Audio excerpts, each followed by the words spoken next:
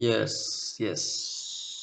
Hey guys, once again welcome back to Learnify SSLC YouTube ചാനലിലേക്ക് ഏവർക്കും സ്വാഗതം. So നമ്മൾ കഴിഞ്ഞ വീഡിയോയിൽ ഫസ്റ്റ് വീഡിയോ ആയ ബയോളജിയിലെ ക്ലാസ് ആയിരുന്നു ചെയ്തത്. ഞങ്ങൾ എല്ലാവരും കണ്ടെന്ന് വിചാരിക്കുകയാണ്. സോ അപ്പോൾ നമ്മൾ വന്നിട്ടുള്ളത് നമ്മൾ ജിയോഗ്രഫിയിൽ നിന്ന് 6 മാർക്കിന് ചോദിക്കാൻ സാധ്യതയുള്ള ടേബിൾ ആണ്. സോ ഓണപരീക്ഷയ്ക്കൊക്കെ 6 മാർക്കിന് ചോദിക്കാൻ സാധ്യതയുള്ള ഒരു ടേബിൾ ആട്ടോ. വളരെ ഇമ്പോർട്ടൻ്റ് ആണ്, പഠിച്ചു വെച്ചാൽ മതി. സോ നമ്മളുടെ മന്ത്, അതായത് മാസങ്ങൾ, apparent movement of the sun, സൂര്യന്റെ അയനസ്ഥാനം, ആൻഡ് സീസൺസ്, അതായത് നോർത്തേൺ ഹെമിസ്ഫിയർ അതേപോലെ സൗത്തേൺ ഹെമിസ്ഫിയർ അല്ലേ. യെസ്, ആ ഒരു കോളങ്ങളിൽ എന്താണ് സംഭവിക്കുക എന്നാണ് നോക്കാം. ഇത് വളരെ ഇമ്പോർട്ടൻ്റ് ആണ്, ചോദിക്കാൻ സാധ്യതയുള്ള ഒരു ക്വസ്റ്റ്യൻ ആണ്. So from March 21 to June 21 വരെ from the equator tropic of cancer, അതായത് അവിടെ പറയുന്നത് എന്താണ്?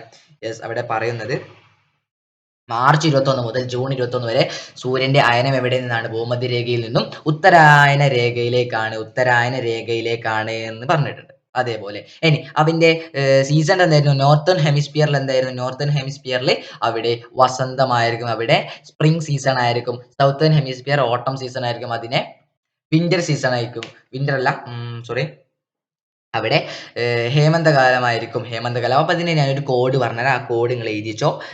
ഈ ഒരു വസന്തത്തിന് വി എന്നും ഇട്ടു ഞാൻ. അതേപോലെ ഈ ഹേമന്തത്തിന് എച്ച് ഇട്ടേ. ഇത് പഠിച്ചു വെച്ചാൽ മതി. വി എച്ച് ഇട്ടു. അതേപോലെ ഇവിടെ ഞാൻ അടിയിൽ ജി ഇട്ടു. ജി എസ് ഇട്ടോ. ജി എസ് ഇട്ടു. ഓക്കെ. അപ്പം ഇനി ജൂൺ 21 മുതൽ സെപ്റ്റംബർ 23 വരെ ഉത്തരായന രേഖയിൽ നിന്നും എവിടേക്കാണ്? ഭൂമധ്യരേഖയിലേക്കാണ്. അത് ഗ്രീഷ്മവും ശൈത്യവുമാണ്. ഗ്രീഷ്മം മീൻസ് സമ്മർ ആൻഡ് വിന്റർ ആയിരിക്കും. അതേപോലെ ഇനി ഫ്രം സെപ്റ്റംബർ 23 മുതൽ ഡിസംബർ 22 വരെ equator to tropic of cancer ആണ്.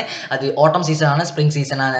അതേപോലെ ഡിസംബർ 22 മുതൽ മാർച്ച് 21 വരെ എന്താണ്? ഫ്രം ട്രോപ്പിക് ഓഫ് കാപ്രിക്കോൺ, അതായത് പറയുന്നത് ദക്ഷിണായന രേഖയിൽ നിന്നും ഭൂമധ്യരേഖയിലേക്കാണ്. അപ്പൊ അതിന്റെ ഉത്തരാർദ്ധഗോളത്തിൽ ശൈത്യം, ദക്ഷിണായനഗോളത്തിൽ ഹേമന്തവും ആയിരിക്കും. ഇനി ഞാൻ വെച്ചെന്ന കോഡ് വെച്ചിട്ട് എങ്ങനെയാണ് പഠിക്കുക എന്ന് കാണിച്ചു തരാം. ഞാനിപ്പോൾ ഓൾറെഡി നിങ്ങൾക്ക് എഴുതി തന്ന 2 കോഡാണ്. ഒന്ന് ജി അല്ല, ഒന്നാമത് V H and G S. ഇതിപ്പോ 2 കോളത്തിലല്ലേ. വി എന്ന് പറഞ്ഞ വസന്തം, അതായത് സ്പ്രിംഗ് സീസൺ, അതേപോലെ എച്ച് എന്ന് പറഞ്ഞാൽ ഹേമന്തം, ഓട്ടം സീസൺ. അങ്ങനെ സ്പെല്ലിംഗ് മാറ്റാം. ഓക്കെ, ഇത് മലയാളത്തിന്റെ ആണ്. സോ നമ്മൾ ഇങ്ങനെ വരച്ചേ. ഇതിപ്പോ എന്താ, 2 കോളത്തിലുണ്ട്. ഇനി ഈ ഒരു എച്ചിനെ അടുത്ത കോളത്തിലേക്ക് വരുമ്പോൾ കാണിച്ചു തരാം. ഈ ഒരു എച്ചിനെ എന്താ ചെയ്യാം? അടുത്ത കോളത്തിലേക്ക് വരുമ്പോൾ മാറ്റുക. അതായത് ഈ ഒരു എച്ചിനെ അടുത്ത 3ാമത്തെ കോളത്തിലേക്ക് എച്ചിനെ എവിടേക്ക് എടുത്തിട്ട് വീനെ എന്താ നേരെ എവിടേക്ക് എടുത്താൽ മതി. അതായത് അടുത്ത എന്തായിരിക്കും? ഹേമന്തം ടു വസന്തം ആയിരിക്കും. ഇനി അടുത്ത അതേപോലെ എസിനെ എപ്പുറത്തേക്ക് എടുക്കുക, ആൻഡ് ജീനെ എപ്പുറത്തേക്ക് എടുക്കുക. അപ്പൊ എന്തായിരിക്കും അടുത്തത്? ജി എസ് അല്ല, എസ് ജി വരും. എസ് ജി ആണോ നോക്കാം നമുക്ക്. ആണോ നോക്കാം. യെസ് ആണ്. ഹേമന്തം, എച്ച് ഹേമന്തമാണ്. ഇവിടെ വി വസന്തമാണ്. അതല്ലേ നമ്മൾ ഇവിടെ എഴുതിയത്.